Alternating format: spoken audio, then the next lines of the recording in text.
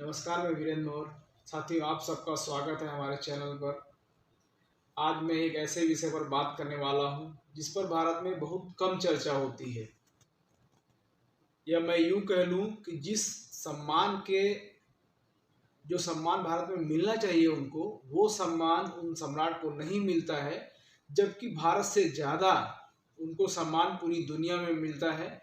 जी हाँ, मैं बात कर रहा हूँ सम्राट अशोक महान की, जिनकी जयंती इस बार 16 अप्रैल 2024 को इनकी जयंती है। और इस बार सम्राट अशोक महान की जयंती भव्य तरीके से पूरे भारत में करोड़ों करोड़ों लोग मनाने जा रहे हैं। तो आज का हमारा वीडियो सम्राट अशोक महान को समर्पित है, जो उनके द्वारा किए गए जो कार्य हैं पूरी दुनिया में, और सम्राट अशोक महान की जो विरासत थी, जो धरोहर थी, उसको भारत सरकार ने किस तरह से इस्तेमाल किया है, कहाँ कहाँ पर इस्तेमाल हुआ है, बहुत कम साथी जानते होंगे। तो आज मैं उसी पर बात करूँगा कि कौन कौन से उनकी विरासत और धरोहर को, उनके जो अवशेष हैं, उनको भारत सरकार ने यूज़ किया है और आज भारत के राष्ट्रीय प्रतीक चिन्ह के रूप में, और भारत में कहाँ कहाँ पे यूज़ किए जा रहे हैं, आप सबको मैं इस वीडियो में बताने वाला हूँ। सबसे पहले मैं बात करूँगा, जो भारत का राष्ट्रीय प्रतीक है, किसी भी देश का एक राष्ट्रीय प्रतीक होता है, जो भारत का राष्ट्रीय प्रतीक है वो अशोक स्तंभ है। आपको मैं दिखा रहा हूँ, ये वीडियो में आप देख सकते हैं। ये जो आप लाट देख रहे हैं सामने, इसको अशोक लाट भी कहा जाता है और यह भारत का राष्ट्रीय प्रतीक है। 2 नंबर पर मैं बात करूंगा, जो भारत का राष्ट्रीय ध्वज तिरंगा है। आप सब ने तिरंगे को देखा होगा। तिरंगे के बीचों बीच में 24 तीलियों वाला एक चक्र सुशोभित है। जी हाँ, उस चक्र को अशोक चक्र भी कहा जाता है और उसको धम्म चक्र भी कहा जाता है। उस चक्र में 24 तीलियां होती हैं, वो भी सम्राट अशोक महान का है। हम लोग जिस देश के नागरिक हैं, भारत देश के नागरिक हैं, भारत देश में जब आप किसी दूसरे देश में जाते हैं, आपको पासपोर्ट की जरूरत पड़ती है। जब पासपोर्ट जो हमारे देश का है, भारत का, उस पासपोर्ट के कवर पेज पे आप देखेंगे, वहां पर और कोई चित्र नहीं है, वहां पर भी अशोक की लाट ही दिखाई देती है। नीचे सत्यमेव जयते लिखा हुआ है, रिपब्लिक ऑफ इंडिया, गणराज्य भारत वहां पर लिखा हुआ है। और इस देश का जो संविधान है, भारतवर्ष का जो संविधान है, संविधान के कवर पेज पर और किसी की कोई तस्वीर नहीं है, किसी महापुरुष की तस्वीर नहीं है। वहां पर आप ये देख सकते हैं, सम्राट अशोक महान की जो लाट है, जो उनका प्रतीक चिन्ह था, वही भारत के संविधान के कवर पेज पर सुशोभित है, विद्यमान है। और साथियों, जो हमारे देश के सैनिक हैं, सिपाही हैं, सेना के अधिकारी हैं, उनके सर का जो ताज होता है, अर्थात उनकी जो कैप होती है, टोपी होती है, हेड होता है जो, उस पर भी आप देखेंगे, वहां पर, यहाँ पर अशोक की लाट ही होती है वहां पर, और दूसरा कोई सिंबल वहां पर नहीं होता है। साथियों, हमारे देश में जो वीरता का पुरस्कार है, वो अशोक चक्र दिया जाता है। देने को बहुत कुछ दिया जा सकता था, लेकिन वहां पर सिर्फ और सिर्फ अशोक चक्र दिया जाता है, क्योंकि सम्राट अशोक महान वीरता के लिए जाने जाते थे।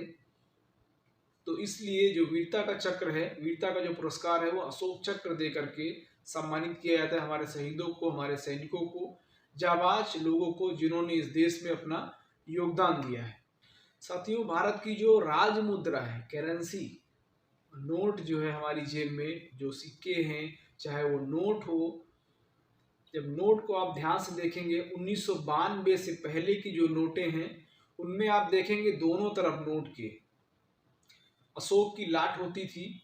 हालांकि 1992 में भारत सरकार ने इस पर थोड़ा संशोधन किया, और जहां पर अशोक की लाट थी उसको थोड़ा छोटा करके और वहां पर गांधी जी की तस्वीर को लगाया है।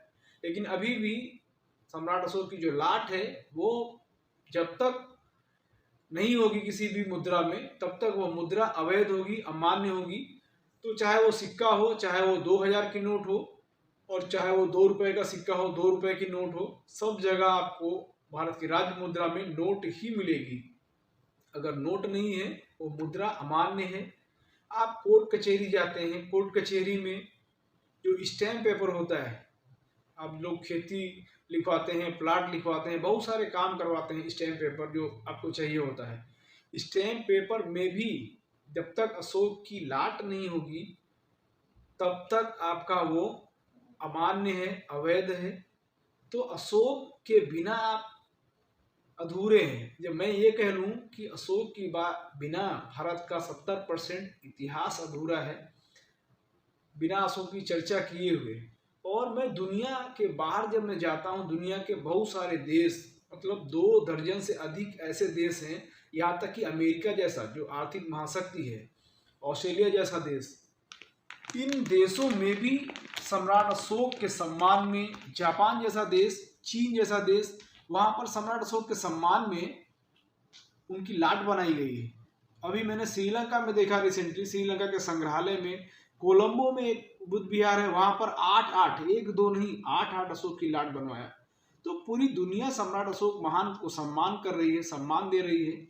और ऐसे महान शासक को, जिनके सारे राष्ट्रीय प्रतीकों को हमने यूज किया, जिनके सारे राष्ट्रीय प्रतीकों को सम्मान दिया गया भारत में, लेकिन उन सम्राट अशोक महान की जब जयंती होती है तो भारत के आधे लोगों को पता ही नहीं होता है। और भारत में, उसी भारत देश में बहुत सारे ऐसे लोग हैं जिनका इतिहास और भूगोल में कोई योगदान नहीं है, लेकिन उनकी जयंती पर बहुत धूम हर्षोल्लास के साथ मनाया जाता है, पूरा हो हल्ला होता है। सोचिए कि अगर मैं बात करूं अर्थव्यवस्था की, तो सम्राट अशोक के समय 35% निवेश पूरी दुनिया पर भारत का था।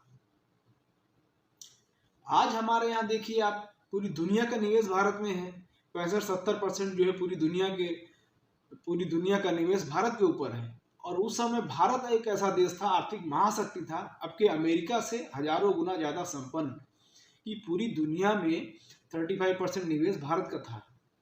तो आर्थिक महाशक्ति के मामले में भी सम्राट अशोक का कोई दूसरा सानी नहीं था। अगर मैं बात करूं एजुकेशन की, तो आज के समय में आप देखेंगे भारत में शिक्षा की स्थिति क्या है, क्या दशा है, दिशा है इस देश की, किसी से छिपी नहीं है।